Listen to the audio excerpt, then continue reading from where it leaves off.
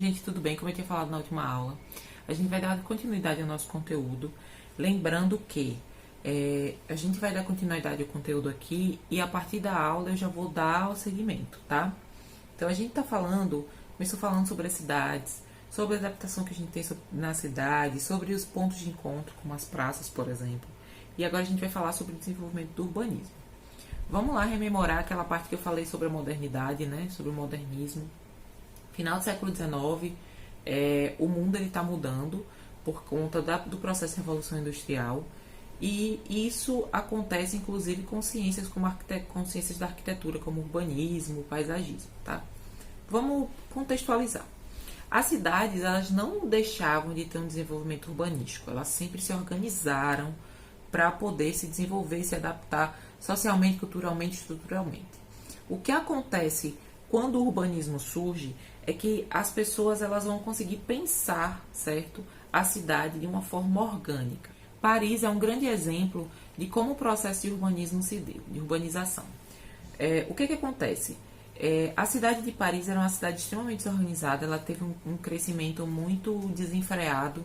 É considerada a cidade queijo suíço, porque Paris foi altamente escavada por vários motivos, extração de minérios, tinham pontes colocadas no lugar errado, tinham rios entrecortando a cidade, pequenos rios, né, pequenos córregos. Então, o que acontece?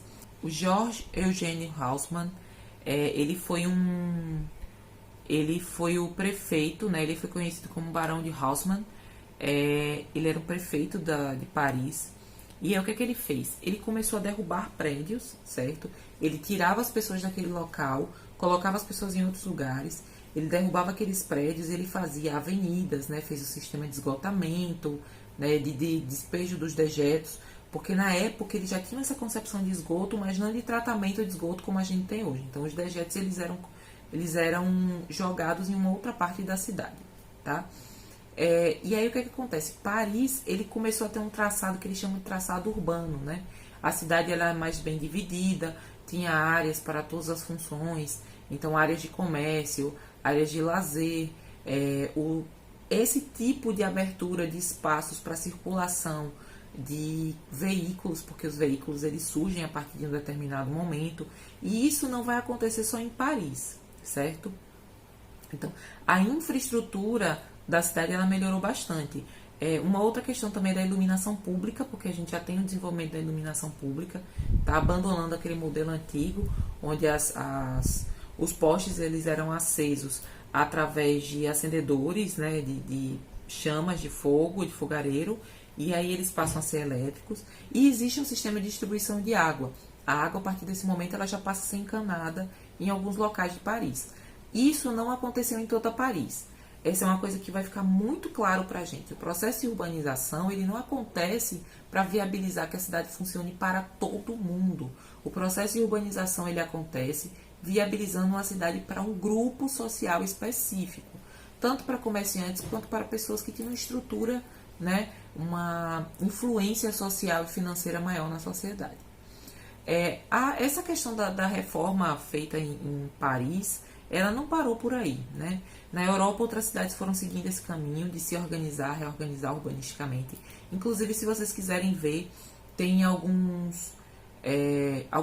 tem um documentáriozinho da Discovery chamado Desconstruindo, e aí tem Desconstruindo Paris, Desconstruindo Nova York, fala sobre esses grandes projetos, esses grandes empreendimentos urbanísticos, né, que foram as reconstruções das cidades. E Nova York é um exemplo porque foi uma cidade que necessitou muito de um planejamento urbanístico, porque como ela ficava próximo a uma ilha, era uma cidade que era banhada por água e precisava de uma infraestrutura muito grande. Foram feitas obras de grande magnitude para manter a cidade naquela estrutura necessária para o desenvolvimento. Inclusive, para quem não sabe, a Quinta Avenida, que é uma das ruas mais famosas do mundo, né? Uma das avenidas mais famosas do mundo, ela era água, ela era um córrego, era um rio, e ela foi aterrada com cascalhos e terra, e aí ela foi construída sobre a água, tá? Foi um processo bem longo, bem complexo. Se vocês tiverem curiosidade, eu vou deixar o linkzinho na descrição do vídeo, tá? E aí, o que acontece? Saindo desses países que tinham um pouco mais de infraestrutura, por assim dizer, a gente chega no Brasil. O Rio de Janeiro foi considerado uma cidade pioneira aqui na América do Sul, certo? Nesse sentido. Como a gente era considerado um país, um continente atrasado, o prefeito do Rio de Janeiro, na época, que era o Pereira Passos, ele não quis ficar para trás. Então, o que foi que ele fez? Ele fez praticamente o que foi feito em Paris, certo? Então, ele desalojou pessoas, essas pessoas, porque assim, os locais onde ele foi desalojando as pessoas não eram locais de grande visibilidade econômica, não eram locais que tinham só grupos de pessoas com dinheiro, né? Ele foi desalojando pessoas que não tinham condição. E essas pessoas que se desalojaram, elas ficaram, de certa forma, à mercê. Então, elas foram para a periferia. O que é que acontece? Ele desalojou essas pessoas para construir teatros, bibliotecas, museus, certo? Aqui no nosso livro, no nosso material didático, tem falando de alguns locais, certo? Ele também criou novas praças e fez um desenvolvimento, abriu novas ruas, abriu novas avenidas, fez toda essa questão do esgotamento, do desenvolvimento da distribuição de água, rede elétrica, certo? Então, tudo que estava surgindo de modernidade, ele acabou instituindo no Rio de Janeiro. Ficou como uma cidade, de certa forma, modelo em alguns sentidos, tá?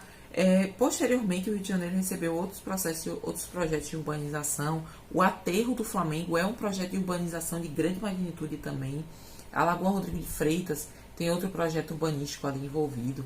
Então, assim, só que o que acontece? Vamos voltar lá para o que o Pereira Passos fez. A primeira coisa que ele fez, que foi considerado um crime posteriormente, porque destruiu uma parte da questão cultural, é que ele foi destruindo os casarões coloniais. Então, ele foi retirando, ele foi apagando uma parte da história da cidade do Rio de Janeiro. Hoje em dia, para fazer um projeto urbanístico, não se derruba casas que tem esse valor histórico para uma sociedade, certo? E essa foi uma das grandes críticas ao que o Pereira Passos fez posteriormente, porque o pensamento, quando a gente estuda algo, quando a gente está dentro de algum estudo, o nosso pensamento ele é dinâmico. Então, o urbanismo ele não ficou parado pensando nesses desenvolvimentos, tá? Ele foi pensando ao longo do tempo, porque ele se baseia socialmente, culturalmente, politicamente, certo? Economicamente, para poder fazer o desenvolvimento social, o desenvolvimento da cidade. Então, os urbanistas eles acabaram condenando determinadas coisas que eles fizeram, assim como condenaram o que foi feito em Paris. Porém, fez parte da nossa história. Então, e aí a gente tem esse processo de desapropriação imobiliária. Então, as pessoas elas deixaram de morar lá e elas foram morar nos morros, tá? Só que nesse momento era só chamado de periferia. Os morros eles não tinham o nome de favela como eles têm na atualidade. Quando é que surge o nome favela? Entendam, eu não estou falando quando a favela surge. As favelas elas surgiram dentro do processo de libertação dos escravos, certo? Dentro do processo onde pessoas imigrantes vieram de fora e esses imigrantes, os que não obtiveram lucros ou que não conseguiram trabalho, eles acabaram sendo marginalizados. Então, o que é que acontece? As favelas elas começam a surgir em todo o país, tá? Após o processo de libertação da escravidão. Então, as pessoas elas não tinham moradia. Muitos ficaram nas fazendas para trabalhar por salários irrisórios. E as pessoas que saíram das fazendas, né, os ex-escravos, os ex-escravizados que saíram das fazendas, eles acabaram se alocando em regiões portuárias, em locais que tinham zero saneamento básico, que não tinha infraestrutura, porque eles precisavam se manter próximos dos centros urbanos, que era onde, teoricamente, teriam empregos, certo? E aí, o que que acontece? O termo favela ele vai surgir quando os soldados que foram para a Guerra de Canudos, foi prometido para eles, certo? Casas, moradias, um soldo. E aí, o que que acontece? Quando eles chegaram em Canudos, eles descobriram que tinha uma planta lá chamada favela, que ela se colocava nos morros, certo? Ela nascia nos morros. Então, quando eles voltaram de Canudos, eles não receberam essas casas, né? Eles não receberam essas moradias, nem o soldo que foi prometido, eles acabaram fixando residência nos morros também. O Morro da Providência, ele é fruto dessas realocações que os soldados fizeram, porque muitos deles tinham família e eles precisavam de moradia, certo? Então, eles acabaram se chamando de favela carioca. Por que a favela? Porque eles estavam se alocando no morro e estavam se desenvolvendo ali desenvolvendo uma sociedade, uma estrutura. Então, meio que ficou um apelido, certo? Eles eram os favelados. E aí a gente tem um historiador, que é o Nikolai Shevchenko, que ele fala o seguinte, que existem 4 princípios dentro do processo de urbanização do Pereira Passos, né? As transformações do espaço público promovidas por eles era a condenação dos costumes, certo? Então ele condena e abandona determinados costumes em prol de novos costumes. O dos hábitos da sociedade tradicional, a negação da cultura popular. Então ela é dizimada, ela é destruída, certo? A valorização da cultura burguesa europeia e a promoção de uma política de exclusão da população pobre do centro da cidade. Então a gente retira essas pessoas do centro da cidade e coloca essas pessoas à margem da sociedade. Pode ser em morros, sem infraestrutura, pode ser em conjuntos residenciais sem infraestrutura e por aí vai. E aí a gente fica pensando sobre todo esse processo de urbanização, em que tipo de cidade a gente quer, certo? Essas discussões sobre o tipo de processo de urbanização, sobre as moradias, sobre como vai se dar tudo isso, é constante e é algo que é muito contemporâneo, que vai acontecer constantemente, insistentemente na sociedade. A gente tem 2 movimentos aqui no nosso livro. O primeiro é o Ocupa Estelita, que foi um movimento, certo, que surgiu lá em Pernambuco. Um grupo se reuniu para evitar a demolição do Cais José Estelita, que é considerado pelo próprio grupo e também por historiadores e etc., como um local muito importante para a cidade, historicamente, culturalmente, além de ser considerado um local que é de domínio público, que pertence a todos. Então, as construtoras queriam derrubar o cais para fazer uma construção de um conjunto habitacional muito grande e virou notícia. E por que a gente está comentando sobre isso? Porque essas mudanças nas cidades exigem um olhar mais sensível, porque diz respeito às mudanças sociais e econômicas, certo? Então diz respeito a que tipo de uso a gente vai fazer de determinado espaço, tá? As ocupações dos espaços para moradia parte do princípio que não há um uso social.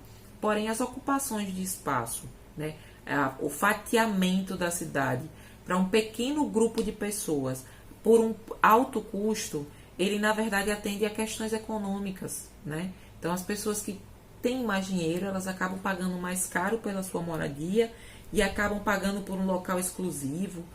Não é à toa que em várias cidades a gente tem locais que são considerados nobres, locais que são considerados periferia, locais que são considerados extrema pobreza, certo? Então isso diz respeito muito a isso.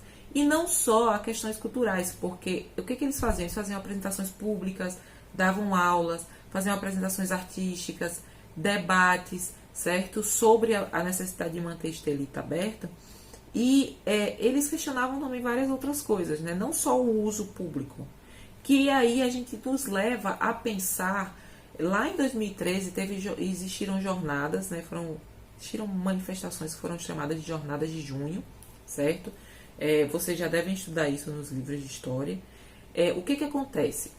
Nesse caso, não foi só sobre a ocupação do espaço público em termos culturais e sociais. Foi a utilização do espaço público como espaço de debate, tá? Como uma forma de chamar a atenção da população para as necessidades que as pessoas têm, né? A ocupação foi em prol do transporte público, mas gerou outras questões, levou outros debates para a rua, políticos, socioeconômicos, né? Debates importantes. Foram grupos de diversas linhas, certo? Principalmente da esquerda, mas de diversas linhas também. Existiam grupos de direita que estavam lá. Então, o que acontece? Esses grupos, eles vão questionar, né? Por que eles estavam falando sobre o valor da passagem? Por que o valor da passagem é tão importante? Existem pessoas que pegavam 3 condições para ir para o trabalho, né? Que pegam ainda. Então, quando a gente tem uma passagem muito alta, a gente tem pessoas que não contratam. Então, economicamente, socialmente, existem pessoas que estão fadadas a não conseguir uma ascensão de trabalho, uma ascensão social, por conta do transporte, por conta do local onde vive, por causa dos problemas que enfrenta em relação à infraestrutura. Pessoas que estão pagando transporte caro, morando num lugar ruim, que não tem infraestrutura e que sofre com alagamentos, com deslizamentos, O transporte que não atende a toda a população. Então, essas questões elas vão ser elencadas dentro desse processo de urbanismo, tá? Pessoal, a gente vai ficando por aqui, tá? Eu volto na aula para a gente dar continuidade a esse conteúdo, porque eu acho que há um debate muito importante a ser feito a respeito disso, certo? Não deixem de ler o material didático junto com a aula para a gente poder se atualizar, tá bom? E poder dar seguimento. E não deixem de responder a atividade da plataforma, tá bom? Tchau, tchau.